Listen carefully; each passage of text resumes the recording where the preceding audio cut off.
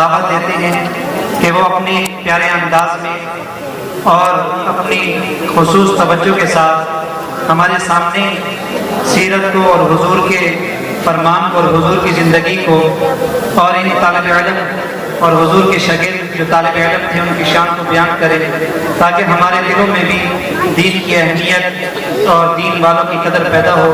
تو انشاءاللہ میں دعوت دیتا ہوں میرے حضرت مولانا عبدالماجد صدیقی صاحب۔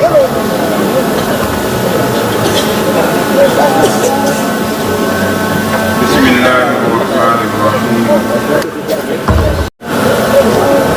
الحمد لوليه والصلاة على نبيه مسيحا أو كما قال عليه الصلاة والسلام سبحان ربك رب العزة عما يصفون وسلام على المرسلين والحمد لله رب العالمين۔ درود شریف۔ اللهم صل على سيدنا ومولانا محمد وعلى آل سيدنا ومولانا محمد وبارك وسلم وصلی علیہ۔ جامعہ کے سالانہ روحانی اصلاحی بارونر پروگرام جو بچوں اور بچیوں کی تکمیل قرآن کے موقع پہ منعقد ہے، دعا ہے اللہ تعالیٰ ہم سب کے مل بیٹھنے کو قبول فرمائے، اللہ تعالیٰ اس ادارے کو مزید قبولیت عطا فرما دے۔ حضرت محتمم صاحب اور یہاں کے اساتذہ اور یہاں کا عملہ، ان کے محنت اور کاوشوں کو اللہ تبارک و تعالیٰ ان کے لیے دنیا اور آخرت میں عزت کا ذریعہ بنا۔ دوستو، یہ رونقیں جو ہم اور آپ دیکھ رہے ہیں، یہ ایک مدرسے کی محنت ہے۔ چھوٹے چھوٹے بچوں کا پڑھنا بلا جھجک اعتماد کے ساتھ،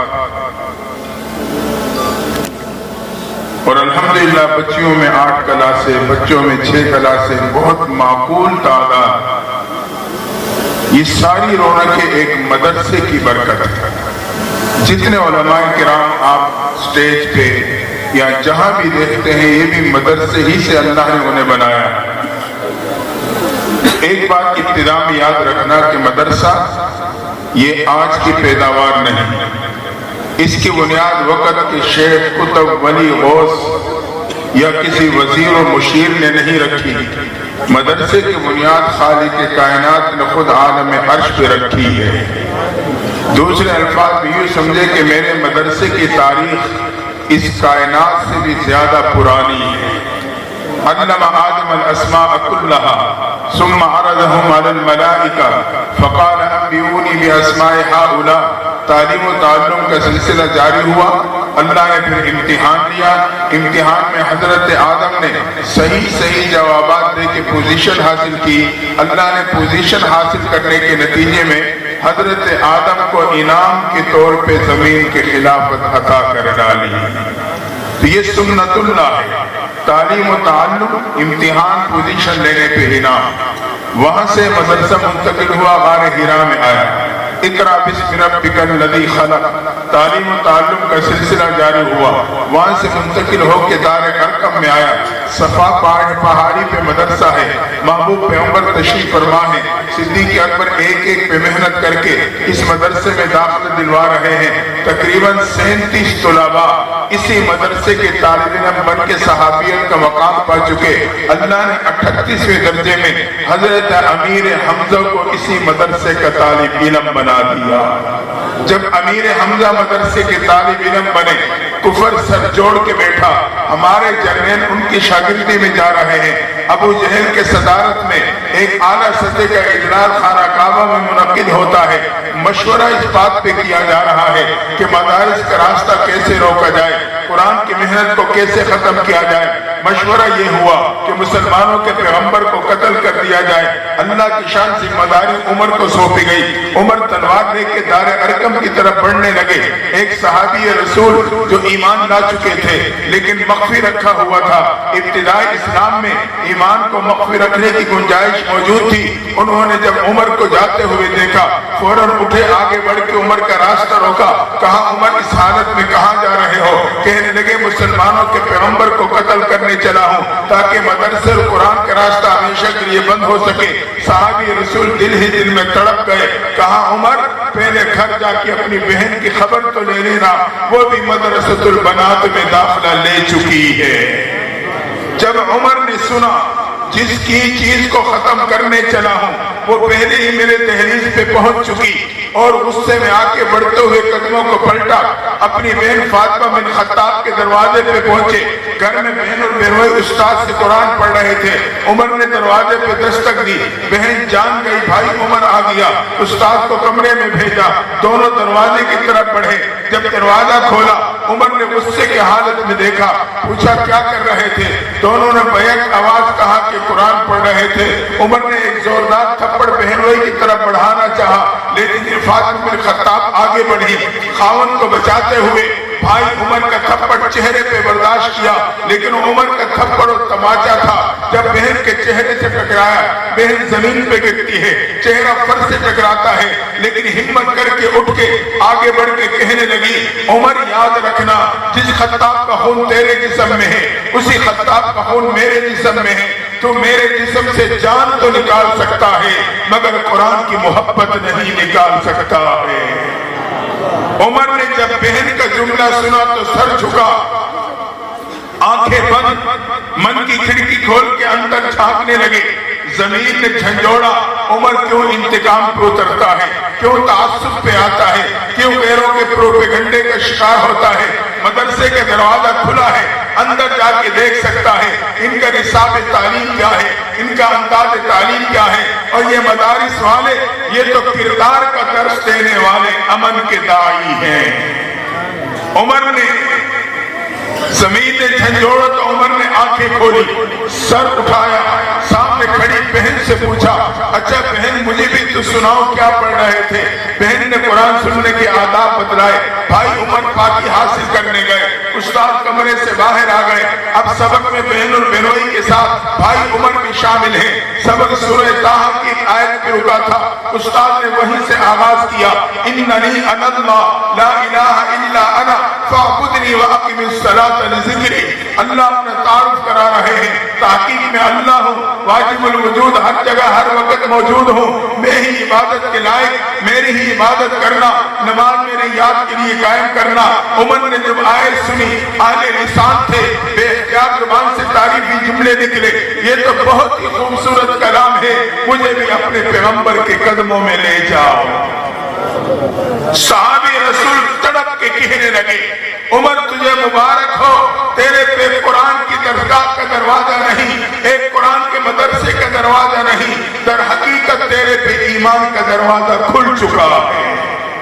اگر یہ مدارس کے دروازے ہم اپنے بچے اور بچیوں پہ کھلے رکھیں گے، ان مدارس کے ساتھ جڑے رہیں گے تو اللہ میرے اور میرے نسلوں کی ایمان کی حفاظت فرما لے گا۔ عمر چلے دار ارقم کے دروازے پہ دستک ہوئی، گیٹ کے پاس کھڑے اندر سے صحابی نے جھانک کے دیکھا تو صحابی کے چہرے پہ پریشانی کے آثار آ گئے۔ امیر حمزہ نے دور سے دیکھا تو بھانپ لیا، اٹھے اور گیٹ کے پاس کھڑے ساتھی کے پاس آئے، کہنے لگے کون ہے دروازے پہ دستک دینے والا؟ ساتھی نے کہا عمر ننگی تلوار لیے دروازے پہ دستک دے رہا ہے۔ امیر حمزہ کہنے لگے ہٹو، دروازہ میں کھولوں گا، اچھی نیت سے آیا ہے خوش آمدید کہوں گا، بری نیت سے آیا ہے اسی کی تلوار سے اس کا سر قلم کر دوں گا۔ حضرت امیر حمزہ آگے بڑھے، مدرسے دار ارقم کا دروازہ کھولا، جیسے ہی دروازہ کھلا عمر نے نگاہیں اٹھائی تو امیر حمزہ کے چہرے سے ٹکرا گئی۔ عمر نے اٹھی نگاہوں کو فوراً جھکا لیا، امیر حمزہ نے بھانپ لیا، انہوں نے اپنے جمے ہوئے قدموں کو ہٹا لیا۔ عمر نے قدم بڑھائے، صحابہ نے راستہ دے دیا۔ عمر بڑھتے ہوئے محبوب کے قدموں میں جا کے بیٹھے، چہرے انور کو دیکھ کے کہنے لگے اللہ کے نبی مجھے کلمہ پڑھا دو۔ یہ سننا تھا، تاریخ اسلام کا سب سے پہلا موقع ہے کہ مدرسے دار ارقم کی فضا نعرے تکبیر से गूंज जाती है। सहाबा ने अल्लाह की किबरियाई को बयान कर दिया, अल्लाह की अजमत को बयान कर दिया कि उमर भी ईमान के दामन में आ चुका है। वहां से मदरसा मुंतकिल हुआ मस्जिद नबवी में आया, जहां बाकायदा मुसाफिर तुलबा का भी इंतजाम किया गया। मस्जिद नबवी के ये तनवर दरख्त अल्लाह ने इसकी शाखों को पूरे कायनात में फैला दिया। आज ये मदरसा सैयदना अमीर हमजा, ये इस इमारत का नाम नहीं, दर हकीकत मस्जिद नबवी के उस तनवर दरख्त का शाख का साया है जो अल्लाह ने इस मदरसे की सूरत में इस इलाके पे डाल दिया है। अगर हम इस छत के नीचे जमा रहे तो इसकी बरकत से अल्लाह क़यामत के दिन मुझे और आपको अर्श के नीचे जमा फरमा देगा। इसलिए मदारिस और अहले मदारिस के साथ जुड़ जाए, इनके करीब आए। मदारिस और अहले मदारिस के करीब आए। और ये एक बात याद रखना, आज हमारे और आपके माशरे में उमूमी तौर पर खुशी के मौके पे बच्ची को ब्यूटी पार्लर सेंटर भेज दिया जाता है। वहाँ एक खातून अपने हुनर के मुताबिक उसके चेहरे पे मुख्तलिफ रंग चढ़ाती है। इसमें एक मकसद ये होता है कि इसका हुस्न दोबारा हो जाए, खाउन के सामने जाए तो पहली नजर में उसकी महबूब बन जाए। याद रखना, वो हुस्न पानी पड़ने से जाहिर हो जाता है, पसीना आने से जाहिर हो जाता है। हकीकत में ब्यूटी पार्लर सेंटर ये बच्चियों की दीनी और कुरानी मदारिस हैं, जहाँ उन पे कुरान के रंग में उन्हें रंगा जाता है, अखलाक के जेवर से आरास्ता किया जाता है, दीन का जेवर पहनाया जाता है। ये हुस्न वो हुस्न है, न पसीने से जाहिर होता है, न पानी से जाहिर होता है। हत्ता कि मौत भी अगर अपना पंजा गाड़ ले तो इस हुस्न को जुदा नहीं कर सकती है। ये है वो हकीकत में ब्यूटी पार्लर सेंटर, जहां कुरान का रंग चढ़ता है, दीन का रंग चढ़ता है, और मौत भी इस रंग को हटा नहीं सकती। खुशकिस्मत है वो माँ बाप, खुशकिस्मत है वो बच्चे और वो बच्चियां जो कुरान की तालीम हासिल कर रही हैं। आज हम और आप मुल्क के ऐसे हालात से गुजर रहे हैं, बहुत से माँ बाप ऐसे हैं जब बिजली का बिल आता है तो एक ठंडी आह भरते हैं, काश कि मेरा बेटा वापडा में होता, ये मसाइल आसान हो जाते। जहाँ दुनियावी जरूरियात के लिए मैं दिल में तमन्नाएं रखता हूँ, वहाँ दीन के हवाले से हम दिल में एक तमन्ना को जगह दें, काश कि मेरा एक बेटा या बेटी हाफिज कुरान होते, ताकि कब्र और हशर के मसाइल मेरे आसान हो जाते। तो औलाद को जोड़ दे कुरान की तालीम से, ये अहले मदारिस का एहसान है, हम इनके एहसान मंद रहें। दिनों रात ये असातिज़ा मेहनत करके कुरान को आपके बच्चे और बच्चियों के सीनों में महफूज करा देते हैं। अल्लाह ने इस कुरान को नाजिल करने के लिए अपने महबूब पैगंबर के सीने का इंतखाब किया, लेकिन इस पुरफितन दौर में अल्लाह ने इस कुरान की हिफाजत के लिए आपके बच्चों के सीने का इंतखाब कर लिया है।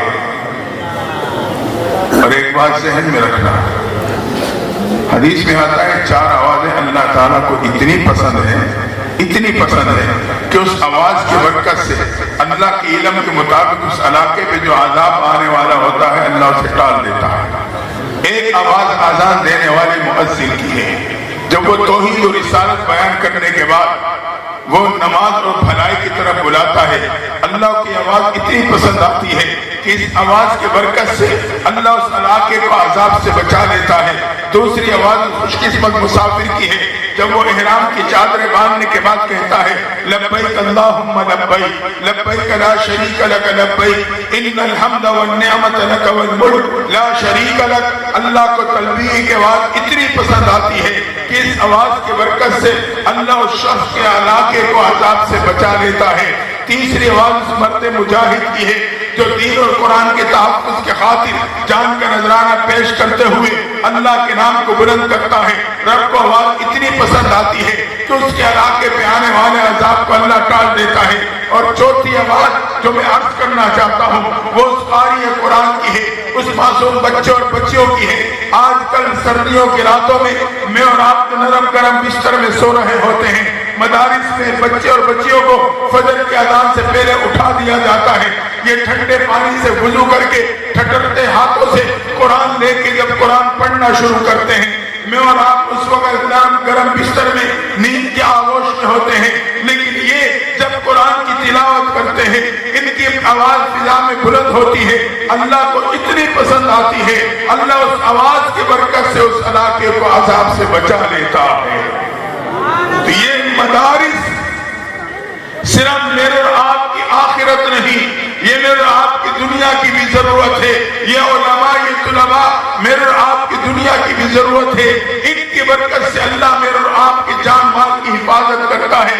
ایک بات ذہن میں رکھنا، آج میں اور آپ ذاتی چیز کسی کو نہیں دیتے، ذاتی موبائل دینا تو دور کی بات، ذاتی نمبر ہر ایک کو نہیں دیتے، جس سے خاص محبت کا تعلق ہو اور وہ مطالبہ کر لے تو شاید اس کو ذاتی نمبر دے دیتے ہیں۔ علم اللہ کی ذاتی صفت ہے، یہ قرآن اللہ کا ذاتی کلام ہے، حدیث میں آتا ہے اللہ کی ذات سے صادر ہوا، اللہ بھی اپنی ذاتی چیز ہر ایک کو نہیں دیتا، صرف اس کو دیتا ہے جس کو ایک مرتبہ محبت کی نگاہوں سے دیکھ لیتا ہے۔ یہ علماء اور طلباء اس قافلے کے افراد ہیں جس کو رب نے محبت کی نگاہوں سے دیکھا ہے۔ اگر ہم بھی ان سے محبت کریں گے تو ہم بھی اللہ تعالیٰ کے محبوب بندوں میں شامل ہو جائیں گے۔ اس لیے ان لوگوں کے قریب آئیں، ان سے محبت کریں، ان کے ساتھ جڑ جائیں۔ اور ایک بات یاد رکھنا، قرآن کے ساتھ جو جڑ جاتا ہے اگرچہ ایک بے جان چیز کیوں نہ ہو، اللہ اسے بھی عظمت عطا کر دیتا ہے۔ گدا جس سے قرآن کی جلد کی جاتی ہے ایک بے جان کم قیمت چیز ہے، لیکن قرآن کے ساتھ جڑنے کی وجہ سے اسے بھی عزتیں مل جاتی ہیں۔ اگر ایک مسلمان قرآن سے جڑ جائے گا اللہ تعالیٰ اسے کیسی عظمتیں عطا فرما دے گا۔ اس لیے ہم قرآن سے جڑیں، قرآن والوں کے ساتھ جڑیں، اور اگر اس قرآن کو میں اپنے عمل زندگی میں لے آیا پھر اللہ مجھے اور آپ کو فرشتوں سے بلند پرواز دے دے گا۔ ہاں، حضرت بلال کے پاس کیا تھا؟ نہ رنگت، نہ نقش و نگار، نہ حسن و جمال، نہ کوئی حسب و نسب، غلام در غلام بکتے آ رہے ہیں، نہ کوئی مرتبہ منصب، کچھ نہیں تھا، دین کے ساتھ جڑے اور اسی پہ ڈٹ گئے۔ اللہ نے کیسی عظمت عطا فرمائی، بلال چلتا تو مکہ کی گلیوں میں ہے لیکن قدم کی آہٹ جنت میں سنائی دیتی ہے۔ اگر قرآن سے جڑ جائیں گے تو اللہ مجھے اور آپ کو عظمت عطا کر دے گا۔ مدینہ کے اطراف میں ایک یہودی تاجر ہے سلام بن جبیر، مکہ مدینہ کی تجارت ملک شام کی منڈی سے ہوا کرتی تھی۔ ایک دن یہ سلام بن جبیر یہودی تاجر بھی شام کی منڈی میں گیا، سارے دن گھومتا رہا، سامان تجارت خریدا، دن کے آخری حصے میں واپسی کر رہا تھا کہ راستے میں ایک آواز کان میں پڑی تو اس کے قدم رک گئے کہ ایک مالک اپنا غلام فروخت کر رہا ہے لیکن بہت کم قیمت بتا رہا ہے۔ یہ قریب گیا، جب غلام کو دیکھا تو سمجھ گیا کہ اس قیمت کم کیوں ہے۔ بالکل سادہ شکل، سادہ مزاج، انتہائی کمزور جسم کا مالک تھا، جان گئی یہ کچھ زیادہ بھاری کام کرنے کی قابل نہیں، لیکن سوچا چلو اتنا کم قیمت ہے، خرید لیتا ہوں، کچھ نہ کچھ نفع مل جائے گا۔ غلام کو بھی خریدا، مدینہ منورہ پہنچا۔ اگلے دن مدینہ کی منڈی کے قریب روڈ کے کنارے پہ سامان تجارت لگا دیا، غلام کو کھڑا کر دیا، کہا جب تیرا کوئی خریدار نہیں تو نہیں یہاں کھڑا رہنا ہے۔ اس کا سامان تجارت تو ہاتھ بکا، لیکن یہ غلام ہے بیچارہ تپتی دھوپ میں بھوکا پیاسا اپنے خریدار کے انتظار میں کھڑا ہے، لیکن وہ اتنا کم قیمت ہے کوئی اس کی قیمت لگانے کے لیے تیار نہیں ہو رہا۔ یہ بات مدینہ اور اطراف میں پھیل گئی، فلاں تاجر ایک ایسا غلام خرید کے لایا ہے جو اتنا بے قیمت کوئی قیمت لگانے کے لیے تیار نہیں۔ اللہ کی شان ایک خاتون جس کا نام شبیتا تھا روزانہ اس راستے سے گزرتی تھی اور اس نوجوان کو تپتی دھوپ میں کھڑا دیکھتی تھی، یہ بیچارہ اپنے خریدار کے انتظار میں کھڑا ہے لیکن کوئی خریدار نہیں۔ اس نے انسانی ہمدردی کی بنیاد پر اس بے قیمت غلام کی قیمت ڈال دی، خرید کے گھر لے جاتی ہے۔ اب مدینہ اطراف میں بات پھیل گئی، فلاں خاتون نے انسانی ہمدردی کی بنیاد پر اس بے قیمت غلام کی قیمت لگا دی ہے۔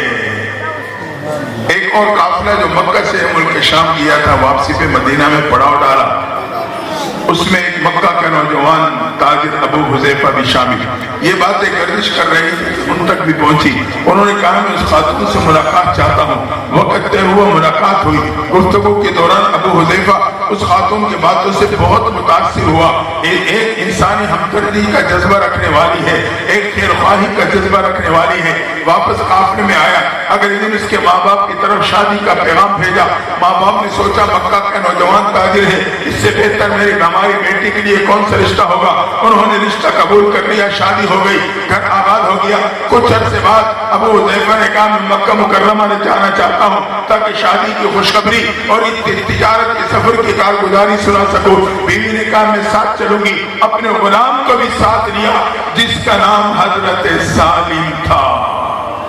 سالم کو بھی ساتھ لیا، مکہ پہنچے، رات گزاری، صبح ہوئی۔ ابو حذیفہ نے کہا یہ ہمارے ایک بڑا قریبی جگری دوست ہے جو مکہ کا بہت بڑا تاجر ہے، میں پہلے اس سے ملنا چاہتا ہوں، خوشخبری سناؤ، کارگزاری سنا دو۔ بیوی نے کہا میں ساتھ چلوں گی۔ غلام سالم کو ساتھ لیا، دوست سے ملاقات ہوئی۔ گفتگو کے دوران ابو حذیفہ نے محسوس کیا میرے دوست کا انداز بدلا ہے، گفتگو میں تبدیلی ہے، تو کہنے لگے عثمان کیا بات ہے، آپ کا انداز بدلا۔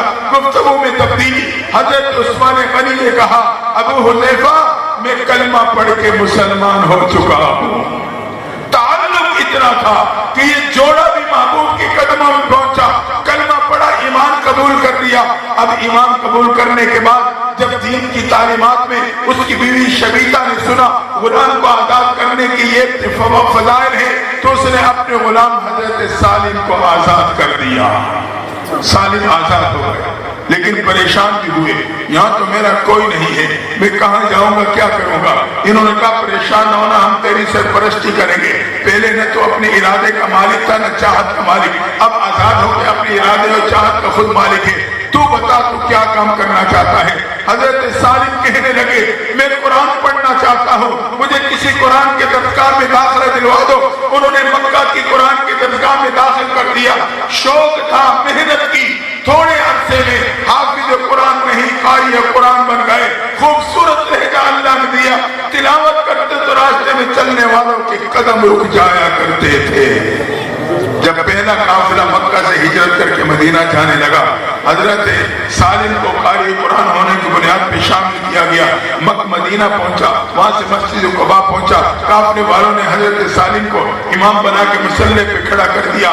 ایک وہ لمحہ آیا جب امیر المومنین عمر فاروق جیسی عظیم شخصیت مکہ سے مدینہ آتی ہے، مدینہ پہنچ کے مسجد قباء جاتی ہے، نماز کا وقت ہوتا ہے تو حضرت سالم امام اور مقتدا بن کے مصلی پہ کھڑے ہیں۔ امیر مومنین جیسی عظیم شخصیت ان کے پیچھے مقتدی بن کے نماز ادا کر رہی ہے۔ یہ وہی غلام تھا جو اتنا بے قیمت کے کوئی قیمت لگانے والا نہیں، قرآن سے جڑا تو اللہ تعالیٰ نے اسی کو مقتدا بنا دیا، امیر مومنین مقتدی بن گئے۔ یہ عظمت حضرت سالم کو اگر ملی ہے تو قرآن کی بدولت ملی ہے۔ یاد رکھنا قرآن کا کمزور ترین تعلق بھی ہدایت کا ذریعہ بنتا ہے، کمزور ترین تعلق بھی ہدایت کا ذریعہ۔ چاہیے کہ میرے اور آپ روزانہ قرآن کی تلاوت کرنے والے بن جائیں، پھر اس کے اثرات میرے اور آپ کی زندگی میں کیسے آئیں گے۔ اور یہ بات بھی ذہن میں رکھنا، وہ تیر جو کمان کے بغیر پھینکا جائے نشانے پہ نہیں لگتا۔ ہاں جب کمان میں رکھ کے آپ پھینکو گے یا پسٹل میں گولی رکھ کے مارو گے سیدھا نشانے پہ جا کے لگے گی۔ ہم کہتے ہیں قرآن کے اثرات نہیں رہے، قرآن میں وہی اثرات ہیں، لیکن اس کو جب میں اپنی زندگی میں لاؤں گا، اپنے کاروبار میں لاؤں گا، پھر اس کی طاقت کا مجھے پتا چلے گا کہ قرآن کی آج بھی کتنی طاقت ہے۔ وہ تو ہمارے تاقچوں میں پڑا، الماریوں میں پڑا، تیر کمان کے بغیر ہو نشانے پہ نہیں لگتا، گولی بغیر پسٹل کے مارو گے تو کسی کو وہ مار نہیں سکتی، اگر اس کو پسٹل میں ڈال کے فائر کرو گے یقیناً اس شیر جیسے جانور کو بھی ڈھیر کر دے گی۔ تو قرآن اگر الماریوں میں رہا مجھے اس کی طاقت کا نہیں پتا چلے گا۔ جب یہ میرے اور آپ کی زندگی میں آ گیا، میرے اور آپ کے کاروبار اور گھر میں آ گیا، پھر مجھے اس کی طاقت اپنے آنکھوں سے उसे देखने का मौका मिल जाएगा। तो कुरान के साथ कमजोर तरीन ताल्लुक भी हिदायत का जरिया बनता है। एक नौजवान मुसलमान मगरबी ममालिक में गया, मुलाजिमत इख्तियार कर ली। उस दफ्तर में एक ईसाई लड़की भी मुलाजिमत किया करती थी। चंद दिनों में उसके साथ हेलो हेलो शुरू हो गई, ताल्लुक बढ़ता गया। इसने कहा मैं शादी करना चाहता हूँ। लड़की ने कहा मेरा बाप ईसाई है, अपने मजहब में बहुत सख्त है, उसके बगैर मैं कदम उठा नहीं सकती। मुख्तसर एक जैसे मौका मिलेगा बात करूंगी। बार उसने मौका मिला, बात की। बाप ने कहा उस लड़के को बुलाओ, मेरे चंद शरायत है वो तस्लीम कर ले तो मैं रिश्ता दे दूंगा। उसे बुलाया गया। उस लड़की के बाप ने कहा मेरी पहली शर्त ये है, जिस दफ्तर में मुलाजिमत कर रहा है मुलाजिमत छोड़नी होगी। उसने कहा मुझे कबूल है। दूसरी शर्त यह है कि अपनी कम्युनिटी जो अजीज और क़रीब दोस्त अहबाब का माहौल है उसको छोड़ के बिल्कुल लाताल्लुक होना पड़ेगा, ताकि उसे खबर तक न हो तो कहाँ है और कहाँ नहीं। उसने कहा मुझे मंजूर है। तीसरी शर्त यह है कि हम हर इतवार को चर्च में इबादत के लिए जाते हैं, हमारे साथ जाना होगा। नौजवान ने कहा यह भी मुझे मंजूर है। तीनों शराइत मान ली, रिश्ता हो गया, बाप ने घर दे दिया, मियाँ बीवी के हैसियत से रहने लगे। अब रोजाना सुबह दफ्तर में जाता, शाम को आता। 3 साल का अरसा गुजरा। अजीजों काले ढूंढ ढूंढ के मायूस हो गए, मालूम नहीं कहाँ गया। अल्लाह के शाम 3 साल बाद यही नौजवान अपने पहले इलाके की मस्जिद में एक नमाज के टाइम वुजू करते हुए दिखाई दिया। वहाँ के इमाम साहब ने देखा ये नौजवान कहाँ से आ गया, जमीन से निकला, आसमान से टपका। इसके अजीजों काले ढूंढ ढूंढ के मायूस हो चुके हैं, लेकिन मुकारी साहब समझदार थे, उस पर नजर रखी। जब नमाज मुकम्मल हुई तो उसे बुलाया, अपने हुजरे में ले गए, चाय मंगवाई, दिखाया, इकराम किया। फिर उससे पूछा कि नौजवान तू 3 साल तक कहाँ रहा? उसने अपनी कहानी सुनाई। वो कहानी आपको सुनाना चाहता हूँ। उसने बताया दफ्तर में मुलाजिमत करता था, ईसाई लड़की की रिश्ता हो गया, शादी हो गई, और फिर मेरे से ये तय हुआ था कि मैंने अपने गोए के ताल्लुक वालों के साथ कोई राब्ता नहीं रखना, इसलिए मेरा ताल्लुक हो गया, किसी को कोई खबर ना हो सकी। कहने लगा कारी साहब मेरे पास एक कुरान का नुस्खा था, मैंने अपने घर में ताकचे में सामने रख दिया था। वहाँ ईसाइयत की कुछ और किताबें भी पढ़ी थी, पर मेरा सिर्फ इतना ताल्लुक कुरान से रह गया था। सुबह के वक्त जब मैं दफ्तर के लिए निकलता तो अचानक मेरी नजर कुरान पे पड़ती, दिल में एक जुमला ये बात घूम जाती, ये मेरे रब का सच्चा कलाम है। और मैं चला जाता दफ्तर, शाम को वापस आता, फिर उस पर नजर पड़ती, फिर ये बात दिलो दिमाग में आती, ये मेरे रब का सच्चा कलाम है। कहते एक दिन घर आया, नजर उठी तो कुरान नहीं, किताबें नहीं।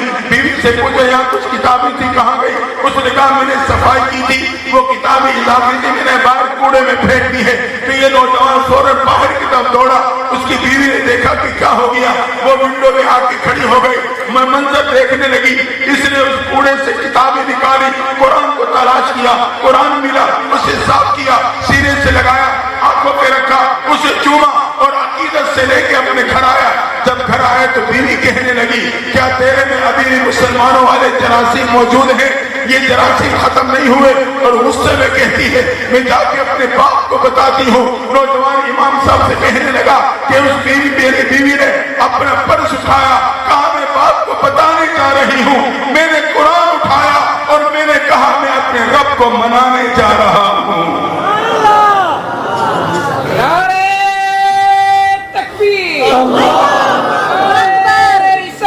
एक मामूली सा ताल्लुक हिदायत का जरिया बन गया। अगर हम और आप या मेरी बाप बहन और बेटी कुरान के साथ अमली तौर पर जुड़ जाएगी तो अल्लाह ताला मुझे और आपको कितना बड़ा मकाम देगा। लेकिन हकीकत ये है आज हमने कुरान की अजमत को नहीं जाना।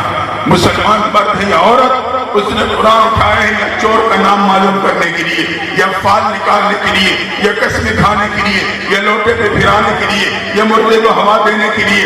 अगर कोई दीनी ज़हन रखता है उसने कुरान उठाया है सिर्फ और सिर्फ बेटे का नाम रखने के लिए।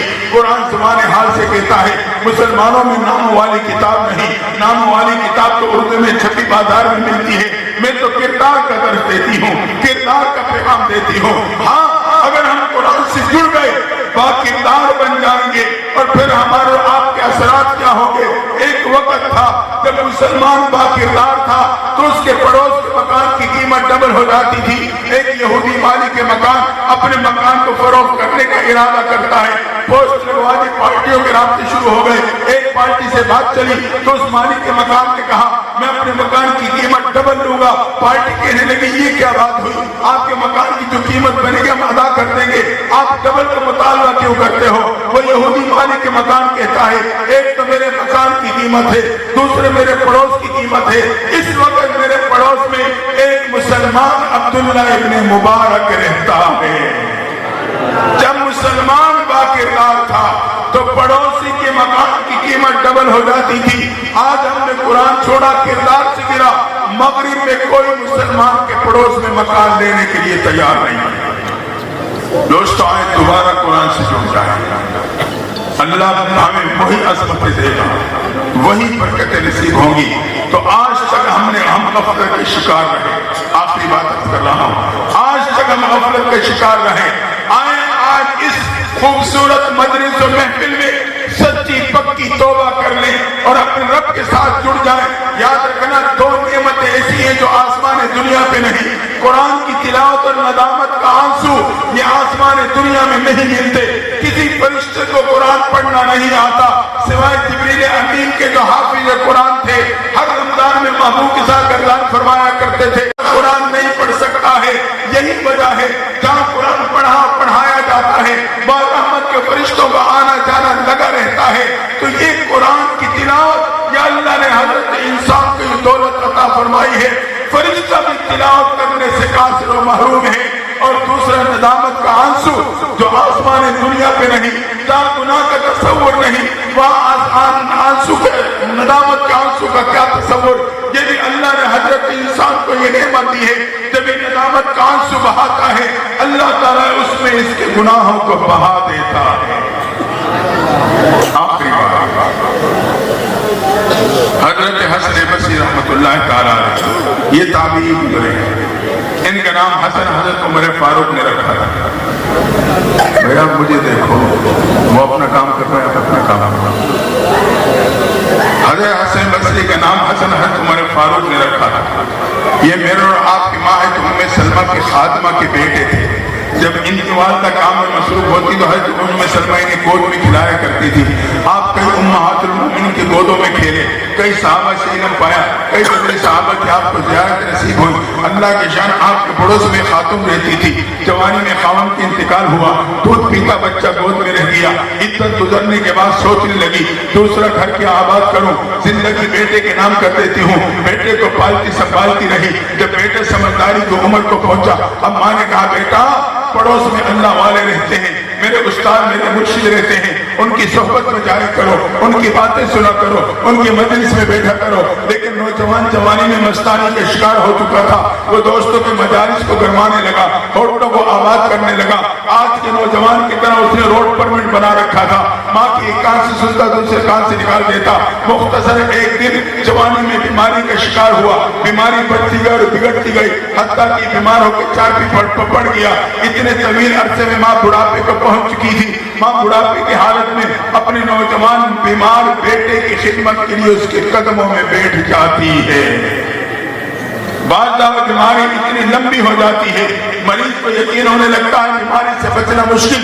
एक दिन नौजवान के दिल में ये बात आ गई मेरा बीमारी से बचना मुश्किल। तो उसने अपनी बंद आंखों को खोला, कदमों की तरफ बैठे बुढ़िया माँ के चेहरे पे डाला, देख के कहने लगा अम्मा मेरी आरज़ू तो पूरी कर देना।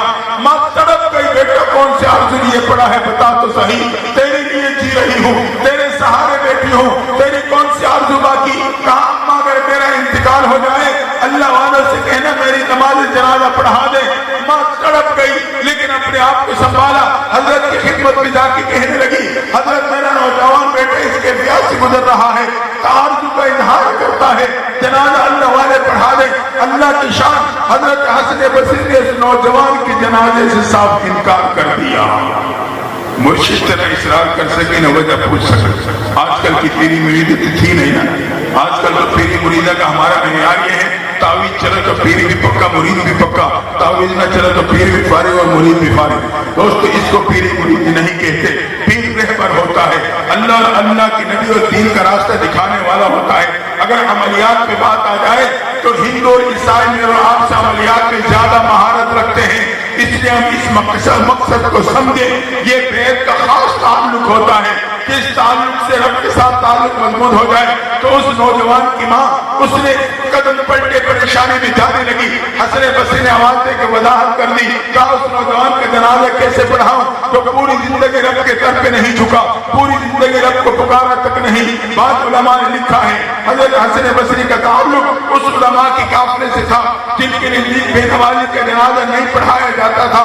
ماں پریشانی میں قدم پلٹ کے آتی ہے, بیٹے کے قدموں میں آ کے بیٹھی. بیٹے نے بند آنکھوں کو کھولا, ماں کے چہرے پہ جما لیا, مسلسل ماں کو دیکھتا رہا. ماں سمجھ گئی بیٹے کی خاموش نگاہیں میرے سے کس سوال کا جواب مانگ رہی ہیں. سوچنے لگی اسے کہوں تو کیا کہوں, اسے بتاؤں تو کیا بتاؤں. دل ہی دل میں تڑپتی رہی, مگر بیٹے کا مسلسل دیکھنے میں ماں کو برداشت نہ ہوا. آخرکار دل پہ ہاتھ رکھ کے کہنے لگی, بیٹا اللہ والوں نے تیرے جنازہ پڑھانے سے انکار کر دیا ہے. یہ سننا تھا. نوجوان کے دل پہ چوٹ لگی, اس نے ایک ٹھنڈی آنکھ بھری, خاموشی میں چلا گیا. آنکھوں سے ندامت کے آنسو جاری, ندامت کے آنسو کی بات کر رہا تھا. آخر میں آنکھوں سے ندامت کے آنسو جاری. ماں ایک بار پھر تڑپ گئی, لیکن اس دیر بعد نوجوان نے پھر آنکھیں کھولی. ماں کو دیکھ کے کہنے لگا, اماں یقیناً میں اتنا برا ہوں, اللہ والا نے میرے جنازے سے انکار کر دیا ہے. اماں پھر تو ہی میرے پہ احسان کر دینا. بیٹا کیا احسان؟ کہا جب میرا انتقال ہو جائے میرے پاؤں میں رسی باندھ دینا, بستی کی گلی میں گھسیٹتے چلے جانا, جہاں بستی والے گندگی ڈالتے ہیں وہاں جا کے مجھے بھی ڈال دینا. میں نے تو توبہ نہیں کی, لیکن میرے دوست جب میرے انجام کو دیکھیں گے انہیں توبہ نصیب ہو جائے گی. ماں سن رہی ہے, تڑپ رہی ہے.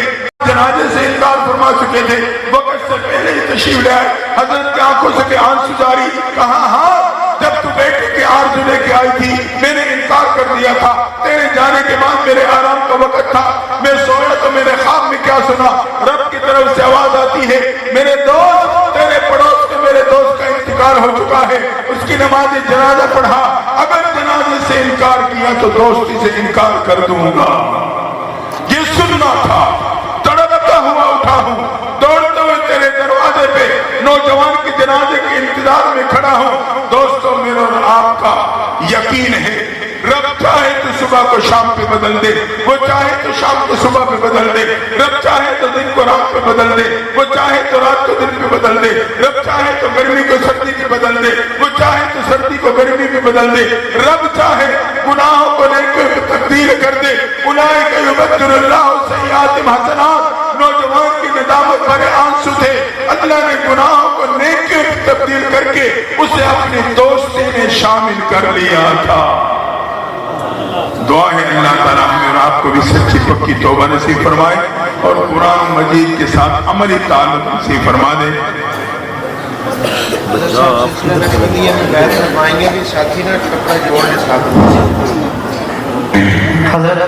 مرشد سے رابطہ رکھتا ہے اپنی کیفیات اپنے وظائف کے حوالے سے, چونکہ آج کل ہر بندہ ذمہ داری میں مصروف ہے.